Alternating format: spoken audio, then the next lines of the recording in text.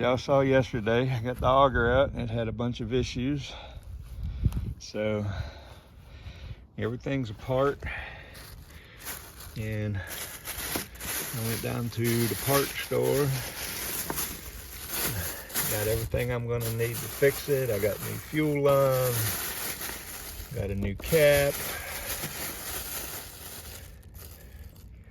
got a new plunger, new accessory for the back, got a new spark plug. So now we're gonna get everything put together and get this bad boy up and running. So wish me luck. I'll be back later. All right, everybody. We got all that back together. New bulb, new fuel line, new air line. Everything's down in there.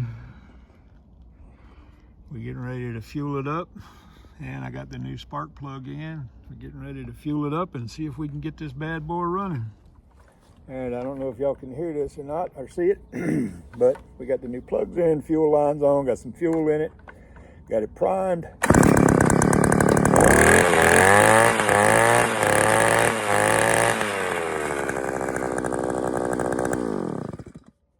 We're ready to do some post holes out here for this garden this year.